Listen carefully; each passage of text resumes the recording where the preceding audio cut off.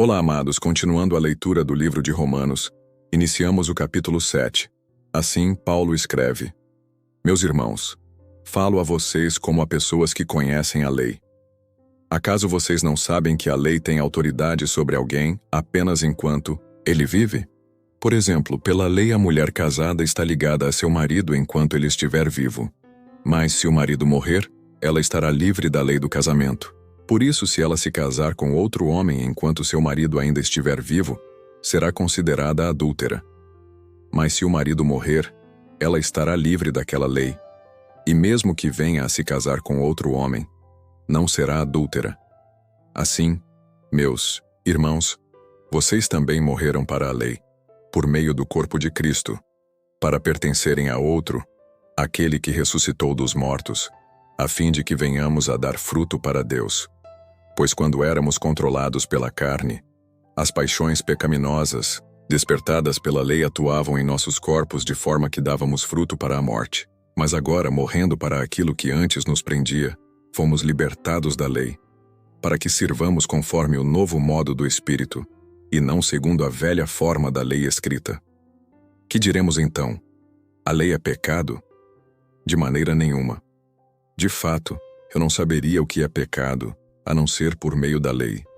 Pois na realidade, eu não saberia o que é cobiça, se a lei não dissesse, não cobiçarás. Mas o pecado, aproveitando a oportunidade dada pelo mandamento, produziu em mim todo tipo de desejo cobiçoso, pois sem a lei, o pecado está morto. Antes eu vivia sem a lei, mas quando o mandamento veio, o pecado reviveu, e eu morri. Descobri que o próprio andamento, destinado a produzir vida, na verdade produziu morte. Pois o pecado, aproveitando a oportunidade dada pelo mandamento, enganou-me e por meio do mandamento me matou. De fato, a lei é santa, e o mandamento é santo, justo e bom. E então, o que é bom se tornou em morte para mim? De maneira nenhuma. Mas para que o pecado se mostrasse como pecado, ele produziu morte em mim, por meio do que era bom, de modo que por meio do mandamento ele se mostrasse extremamente pecaminoso. Sabemos que a lei é espiritual. Eu, contudo, não o sou, pois fui vendido como escravo ao pecado. Não entendo o que faço, pois não faço o que desejo, mas o que odeio. E se faço o que não desejo, admito que a lei é boa. Neste caso, não, sou mais eu quem o faz, mas o pecado que habita em mim. Sei que nada de bom habita em mim, isto é, em minha carne. Porque tenho o desejo de fazer o que é bom, mas não consigo realizá-lo. Pois o que faço não é o bem que desejo, mas o mal, que não quero fazer, esse eu continuo fazendo. Ora, se faço o que não quero, já não sou eu quem o faz, mas o pecado que habita em mim. Assim, encontro esta lei que atua em mim. Quando quero fazer o bem, o mal está junto a mim. Pois, no íntimo do meu ser, tenho prazer na lei de Deus. Mas vejo outra lei atuando nos membros do meu corpo, guerreando contra a lei da minha mente, tornando-me prisioneiro da lei do pecado que atua em meus membros. Miserável homem eu que sou, quem me libertará do corpo sujeito a esta morte? Graças a Deus por Jesus Cristo nosso Senhor. De modo que com a mente eu próprio sou escravo da lei de Deus. Mas Romanos capítulo 8a. Portanto, agora já não há condenação para os que estão em Cristo Jesus, porque por meio de Cristo Jesus, a lei do Espírito de vida me libertou da lei do pecado e da morte. Porque aquilo que a lei fora incapaz de fazer, por estar enfraquecida pela carne, Deus o fez enviando seu próprio Filho, à semelhança do homem pecador como oferta pelo pecado, e assim condenou o pecado na carne, a fim de que as justas exigências da lei fossem plenamente satisfeitas em nós, que não vivemos segundo a carne, mas segundo o Espírito.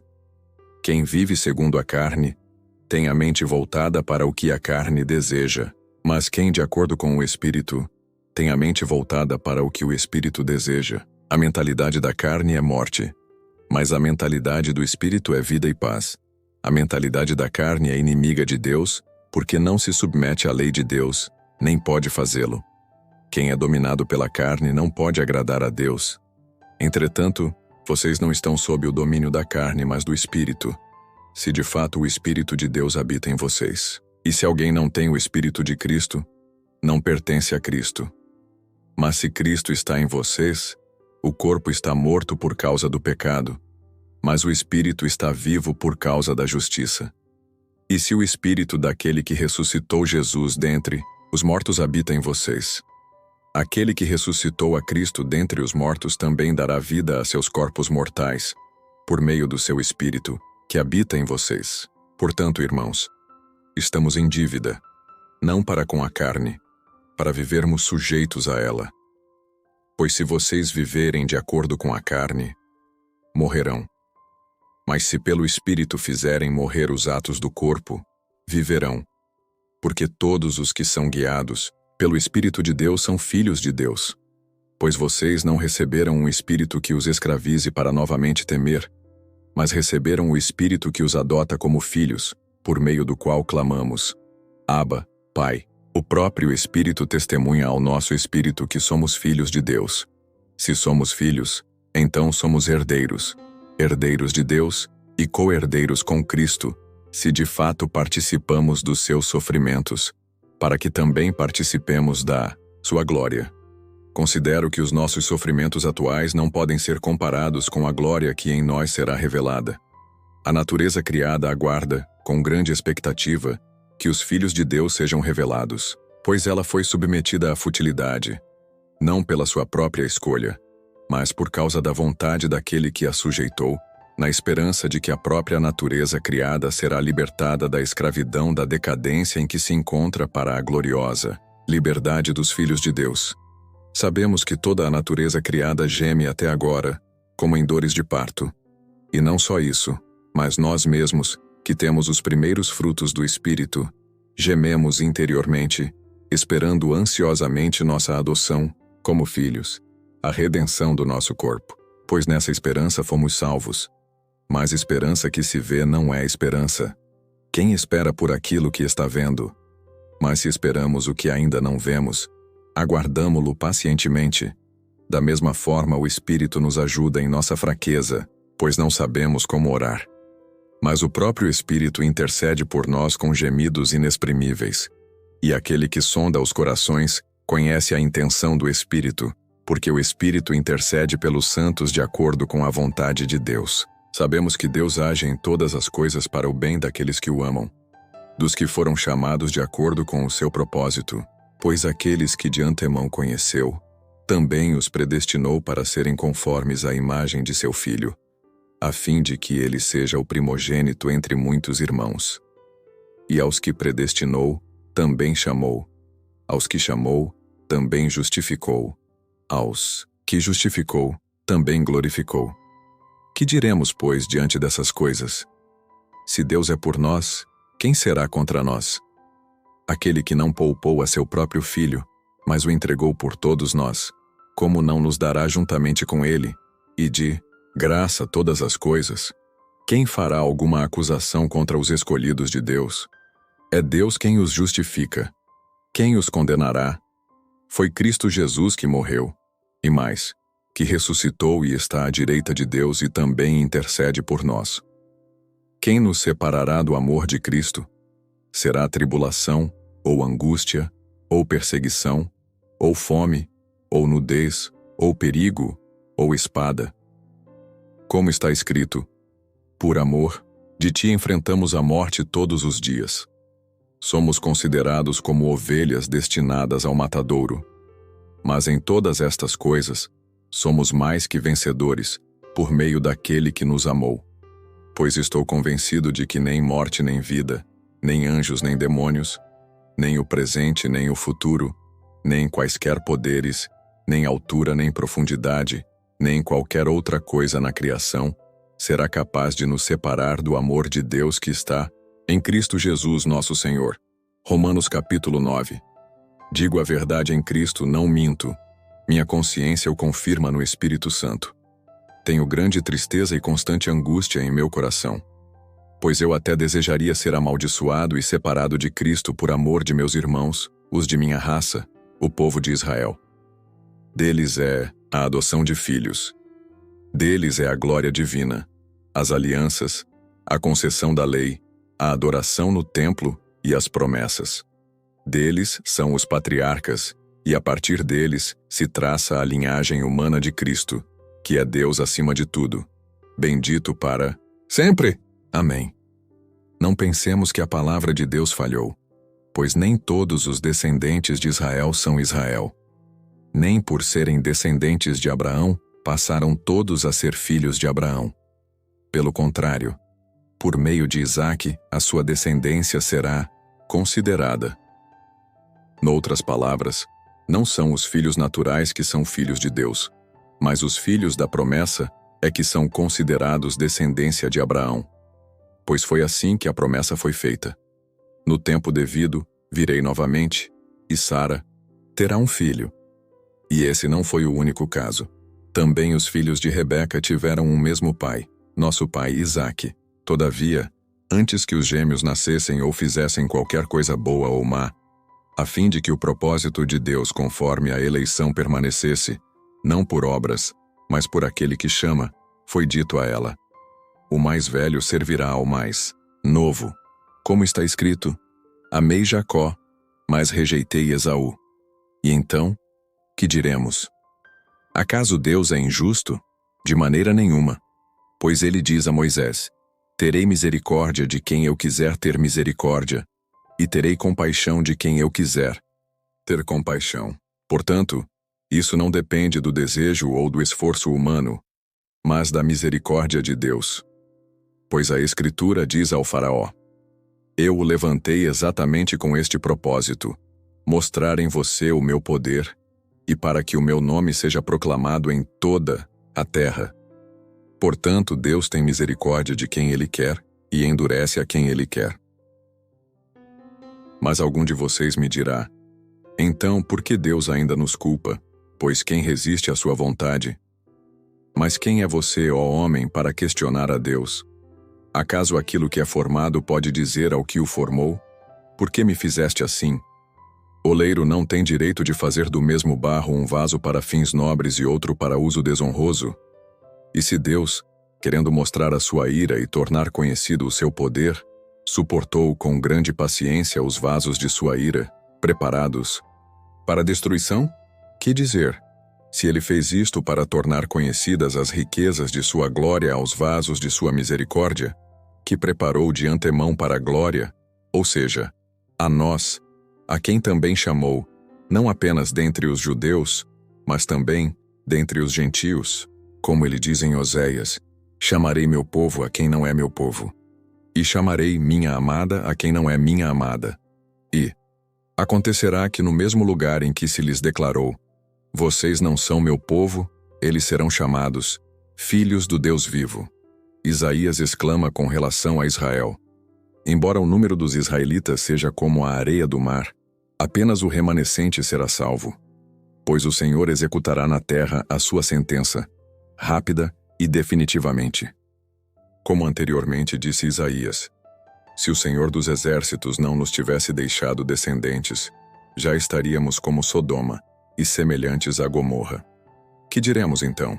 Os gentios, que não buscavam justiça, a obtiveram, uma justiça que vem da fé. Mas Israel, que buscava uma lei que trouxesse justiça, não a alcançou. Por que não? Porque não a buscava pela fé, mas como se fosse por obras. Eles tropeçaram na pedra de tropeço. Como está escrito: eis que ponho em Sião uma pedra de tropeço, e uma rocha que faz cair. E aquele Romanos capítulo 10. Irmãos, o desejo do meu coração e a minha oração a Deus pelos israelitas é que eles sejam salvos, pois posso testemunhar que eles têm zelo por Deus, mas o seu zelo não se baseia no conhecimento. Porquanto, ignorando a justiça que vem de Deus e procurando estabelecer a sua própria, não se submeteram à justiça de Deus. Porque o fim da lei é Cristo, para a justificação de todo o que crê. Moisés descreve desta forma a justiça que vem da lei. O homem que fizer estas coisas viverá por meio delas. Mas a justiça que vem da fé diz: não diga em seu coração quem subirá ao céu, isto é, para fazer Cristo descer, ou quem descerá ao abismo, isto é, para fazer subir Cristo dentre os mortos. Mas o que ela diz? A palavra está perto de você, está em sua boca e em seu coração. Isto é, a palavra da fé que estamos proclamando. Se você confessar com a sua boca que Jesus é Senhor, e crer em seu coração que Deus o ressuscitou dentre os mortos, será salvo, pois com o coração se crê para a justiça, e com a boca se confessa para a salvação. Como diz a Escritura, todo o que nele confia jamais será envergonhado. Não há diferença entre judeus e gentios, pois o mesmo Senhor é Senhor de todos, e abençoa ricamente todos os que o invocam, porque todo aquele que invocar o nome do Senhor será salvo. Como, pois, invocarão aquele em quem não creram? E como crerão naquele de quem não ouviram falar? E como ouvirão, se não houver quem pregue? E como pregarão, se não forem enviados? Como está escrito, como são belos os pés dos que anunciam boas novas. No entanto, nem todos os israelitas aceitaram as boas novas, pois Isaías diz, Senhor, quem creu em nossa mensagem? Consequentemente, a fé vem por ouvir a mensagem, e a mensagem é ouvida mediante a palavra de Cristo. Mas eu pergunto, eles não a ouviram? Claro que sim. A sua voz ressoou por toda a terra, e as suas palavras, até os confins do mundo. Novamente pergunto, será que Israel não entendeu? Moisés foi o primeiro que disse, farei que tenham ciúmes de quem não é meu povo. Eu os provocarei a ira por meio de um povo sem entendimento. E Isaías diz ousadamente, fui achado por aqueles que não me procuravam. Revelei-me àqueles que não perguntavam por mim. Mas a respeito de Israel, ele diz, o tempo todo estendi as mãos a um povo desobediente e rebelde. Romanos 11. Pergunto, pois, acaso Deus rejeitou o seu povo? De maneira nenhuma. Eu mesmo sou israelita, descendente de Abraão da tribo de Benjamim. Deus não rejeitou o seu povo, o qual de antemão conheceu. Ou vocês não sabem como Elias clamou a Deus contra Israel, conforme diz a Escritura? Senhor, mataram os teus profetas e derrubaram os teus altares.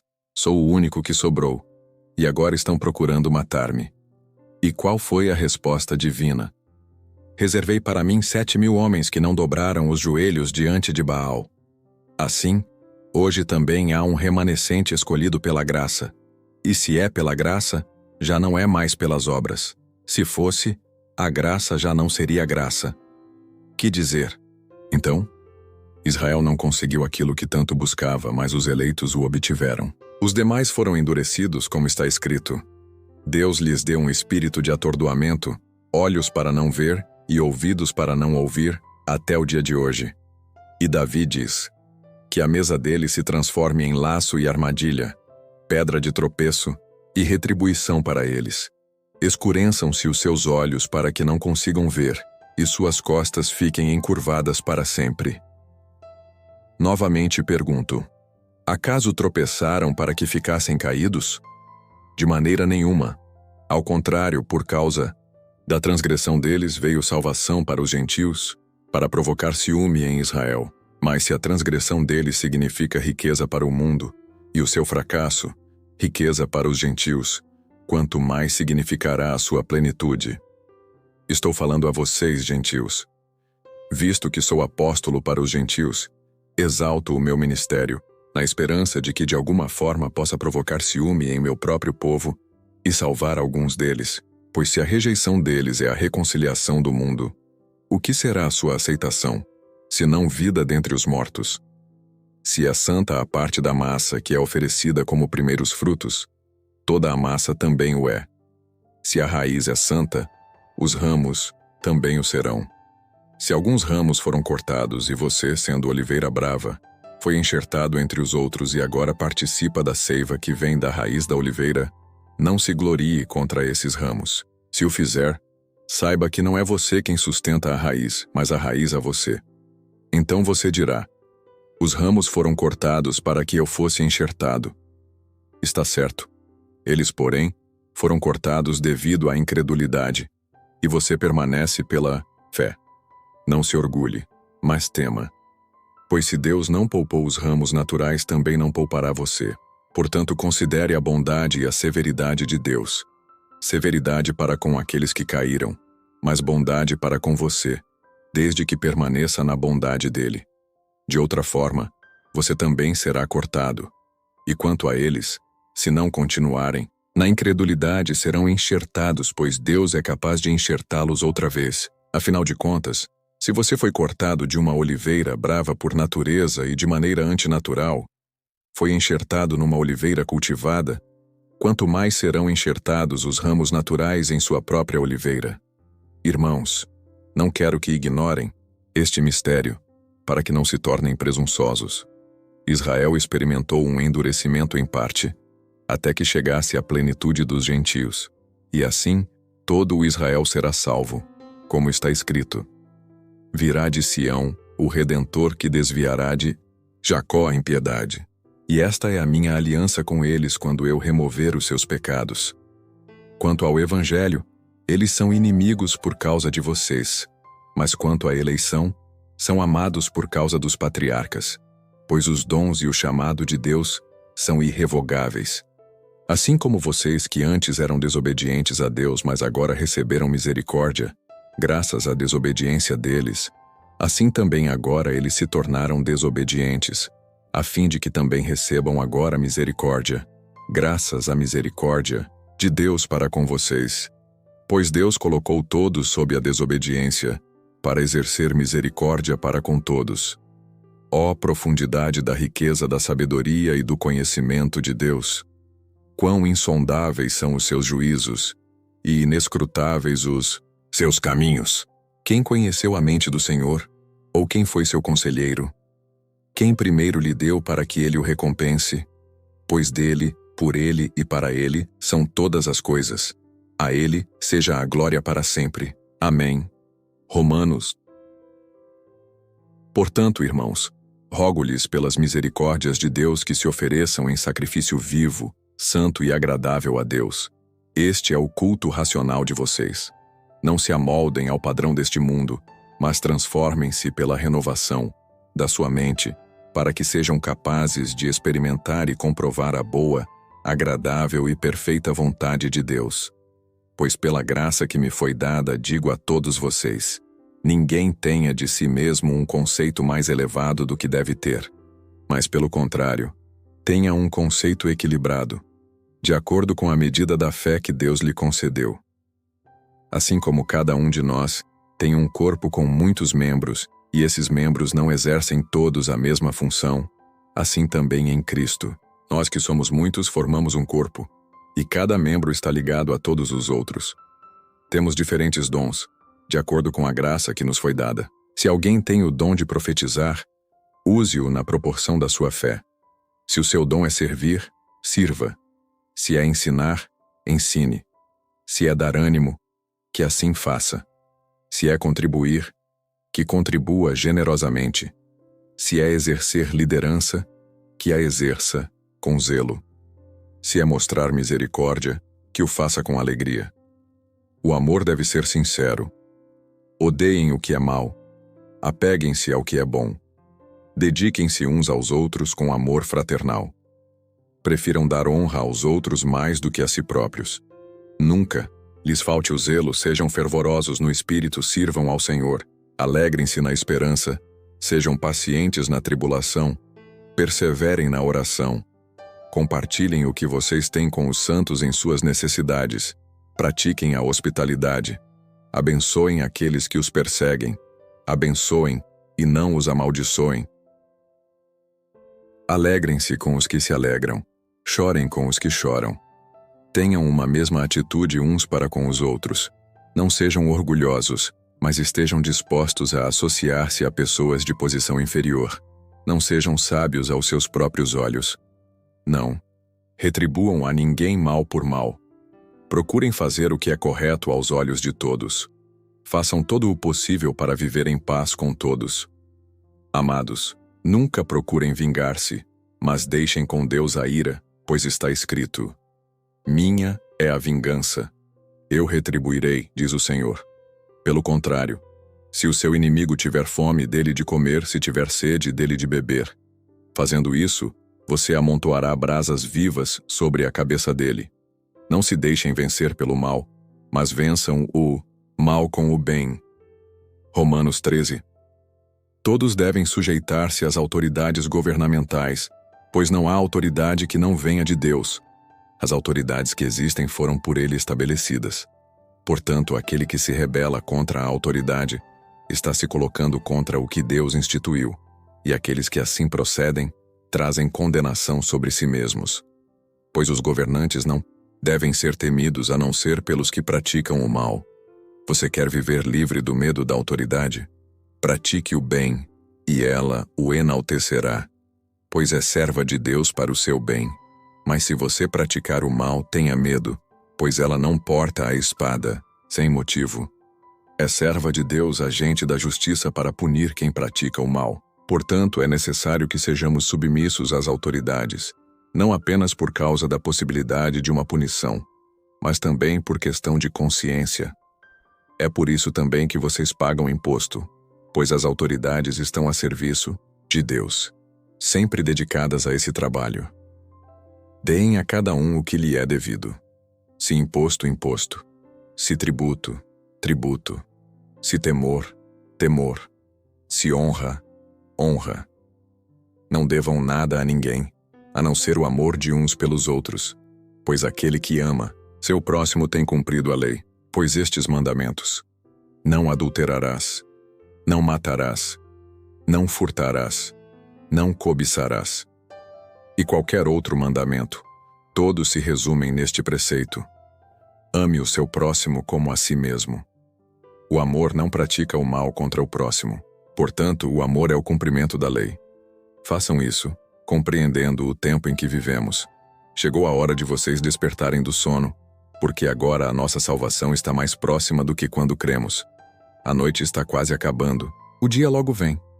Portanto, deixemos de lado as obras das trevas e vistamo-nos a armadura da luz. Comportemo-nos com decência, como quem age à luz do dia, não em orgias e bebedeiras, não em imoralidade sexual e depravação, não em desavença e inveja. Pelo contrário, revistam-se do Senhor Jesus Cristo, e não fiquem premeditando como satisfazer os desejos da carne. Romanos 14. Aceitem o que é fraco na fé, sem discutir assuntos controvertidos. Um crê que pode comer de tudo, já outro, cuja fé é fraca, come apenas alimentos vegetais. Aquele que come de tudo não deve desprezar o que não come. E aquele que não come de tudo não deve condenar aquele que come, pois Deus o aceitou. Quem é você para julgar o servo alheio? É para o seu Senhor que ele está de pé ou cai, e ficará de pé, pois o Senhor é capaz de o sustentar. Há quem considere um dia mais sagrado que outro. Há quem considere iguais todos os dias. Cada um deve estar plenamente convicto em sua própria mente. Aquele que considera um dia como especial, para o Senhor assim o faz. Aquele que come carne, come para o Senhor, pois dá graças a Deus. E aquele que se abstém, para o Senhor se abstém, e dá graças a Deus. Pois nenhum de nós vive apenas para si, e nenhum de nós morre apenas para si. Se vivemos, vivemos para o Senhor, e se morremos, morremos para o Senhor. Assim, quer vivamos, quer morramos, pertencemos ao Senhor. Por esta razão, Cristo morreu e voltou a viver, para ser Senhor de vivos e de mortos. Portanto, você, por que julga seu irmão? E por que despreza seu irmão? Pois todos compareceremos diante do tribunal de Deus. Porque está escrito: por mim mesmo jurei, diz o Senhor. Diante de mim todo joelho se dobrará, e toda língua confessará que sou Deus. Assim, cada um de nós prestará contas de si mesmo a Deus. Portanto, deixemos de julgar uns aos outros. Em vez disso, façamos o propósito de não colocar pedra de tropeço ou obstáculo no caminho do irmão. Como alguém que está no Senhor, Jesus, tenho plena convicção de que nenhum alimento é por si mesmo impuro, a não ser para quem assim o considere. Para ele é impuro. Se o seu irmão se entristece devido ao que você come, você já não está agindo por amor. Por causa da sua comida, não destrua seu irmão, por quem Cristo morreu. Aquilo que é bom para vocês não se torne objeto de maledicência. Pois o reino de Deus não é comida nem bebida, mas justiça, paz e alegria no Espírito Santo. Aquele que assim serve a Cristo é agradável a Deus e aprovado pelos homens. Por isso, esforcemo-nos em promover tudo quanto conduz à paz e à edificação mútua. Não destrua a obra de Deus por causa da comida. Todo alimento é puro, mas é errado comer qualquer coisa que faça os outros tropeçarem. É melhor não comer carne, nem beber vinho, nem fazer qualquer outra coisa que leve seu irmão a cair. Assim, seja qual for o seu modo de crer a respeito destas coisas, que isso permaneça entre você e Deus. Feliz é o homem que não se condena naquilo que aprova, mas aquele que tem dúvida é condenado se comer, porque não come com fé. E tudo o que não provém da fé é pecado. Romanos 15. Nós que somos fortes devemos suportar as fraquezas dos fracos, e não agradar a nós mesmos. Cada um de nós deve agradar ao seu próximo para o bem dele, a fim de edificá-lo. Pois também, Cristo não agradou a si próprio, mas como está escrito, os insultos daqueles que te insultam caíram sobre mim. Pois tudo o que foi escrito no passado, foi escrito para nos ensinar, de forma que por meio da perseverança e do bom ânimo procedentes das Escrituras, mantenhamos a nossa esperança. O Deus que concede perseverança e ânimo, deles um espírito, de unidade segundo Cristo Jesus, para que com um só coração e uma só boca vocês glorifiquem ao Deus e Pai de nosso Senhor Jesus Cristo. Portanto, aceitem-se uns aos outros da mesma forma como Cristo os aceitou, a fim de que vocês glorifiquem a Deus. Pois eu lhes digo que Cristo se tornou servo dos que são da circuncisão, por amor à verdade de Deus, para confirmar as promessas feitas aos patriarcas, a fim de que os gentios glorifiquem a Deus por sua misericórdia, como está escrito. Por isso, eu te louvarei entre os gentios, cantarei louvores ao teu nome. E também diz, cantem de alegria, ó gentios, com o povo dele. E mais, louvem o Senhor todos vocês, gentios, cantem louvores a ele todos os povos. E Isaías também diz, brotará a raiz de Jessé, aquele que se levantará para reinar sobre os gentios. Estes colocarão nele a sua esperança. Que o Deus da esperança os encha de toda alegria e paz, por sua confiança nele, para que vocês transbordem de esperança, pelo poder do Espírito Santo. Meus irmãos, eu mesmo estou convencido de que vocês estão cheios de bondade e plenamente instruídos, sendo capazes de aconselhar-se uns aos outros. A respeito de alguns assuntos, eu lhes escrevi com toda a franqueza, como para fazê-los lembrar-se novamente deles, por causa da graça que Deus me deu, de ser um ministro de Cristo Jesus para os gentios, com o dever sacerdotal de proclamar o Evangelho de Deus para que os gentios se tornem uma oferta aceitável a Deus, santificados pelo Espírito Santo. Portanto, eu me glorio em Cristo Jesus, em meu serviço a Deus. Não me atrevo a falar de nada, exceto daquilo que Cristo realizou, por meu intermédio em palavra e em ação, a fim de levar os gentios a obedecerem a Deus, pelo poder de sinais e maravilhas e por meio do poder do Espírito de Deus. Assim, desde Jerusalém e arredores, até o Ilírico, proclamei plenamente o Evangelho de Cristo. Sempre fiz questão de pregar o Evangelho onde Cristo ainda não era conhecido, de forma que não estivesse edificando sobre alicerce de outro. Mas antes, como está escrito, hão de vê-lo aqueles que não tinham ouvido falar dele, e o entenderão, aqueles que não o haviam escutado. É por isso que muitas vezes fui impedido de chegar até vocês. Mas agora, não havendo nestas regiões nenhum lugar em que precise trabalhar, e visto que há muitos anos anseio vê-los, planejo fazê-lo quando for à Espanha. Espero visitá-los de passagem e dar-lhes a oportunidade de me ajudar em minha viagem para lá, depois de ter desfrutado um pouco da companhia de vocês. Agora, porém, estou de partida para Jerusalém, a serviço dos santos, pois a Macedônia e a Acaia tiveram a alegria de contribuir para os pobres dentre os santos de Jerusalém. Eles tiveram prazer nisso, e de fato são devedores a eles. Pois se os gentios participaram das bênçãos espirituais dos judeus, devem também servir aos judeus com seus bens materiais. Assim, depois de completar essa tarefa e de ter a certeza de que eles receberam esse fruto, irei à Espanha e visitarei vocês de passagem. Sei que, quando for visitá-los, irei na plenitude da bênção de Cristo. Recomendo-lhes, irmãos, por nosso Senhor Jesus Cristo e pelo amor do Espírito, que se unam a mim em minha luta, orando a Deus em meu favor. Orem para que eu esteja livre dos descrentes da Judéia e que o meu serviço em Jerusalém seja aceitável aos santos, de forma que, pela vontade de Deus, eu os visite com alegria e juntamente com vocês desfrute de um período de refrigério. O Deus da paz seja com todos vocês. Amém. Último capítulo de Romanos é o 16. Recomendo-lhes nossa irmã Febe, serva da igreja em Cencreia. Peço que a recebam no Senhor, de maneira digna dos santos, e lhe prestem a ajuda de que venha a necessitar, pois tem sido de grande auxílio para muita gente, inclusive para mim. Saúdem Priscila e Áquila, meus colaboradores em Cristo Jesus. Arriscaram a vida por mim. Sou grato a eles. Não apenas eu, mas todas as igrejas dos gentios. Saúdem também a igreja que se reúne na casa deles. Saúdem meu amado irmão Epêneto, que foi o primeiro convertido a Cristo na província da Ásia. Saúdem Maria, que trabalhou arduamente por vocês.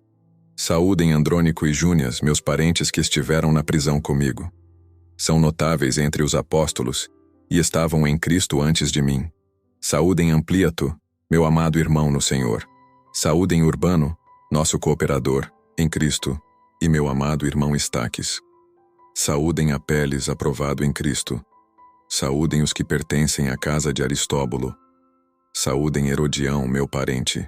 Saúdem os da casa de Narciso, que estão no Senhor. Saúdem Trifena e Trifosa, mulheres que trabalham arduamente no Senhor. Saúdem a amada Pérside, outra que trabalhou arduamente no Senhor.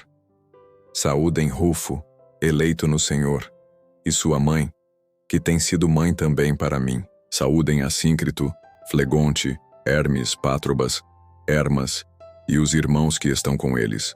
Saúdem Filólogo, Júlia, Nereu e sua irmã, e também Olimpas e todos os santos que estão com eles. Saúdem uns aos outros com beijo santo. Todas as igrejas de Cristo enviam-lhes saudações. Recomendo-lhes, irmãos, que tomem cuidado com aqueles que causam divisões e colocam obstáculos ao ensino que vocês têm recebido. Afastem-se deles, pois essas pessoas não estão servindo a Cristo nosso Senhor, mas a seus próprios apetites. Mediante palavras suaves e bajulação, enganam os corações dos ingênuos.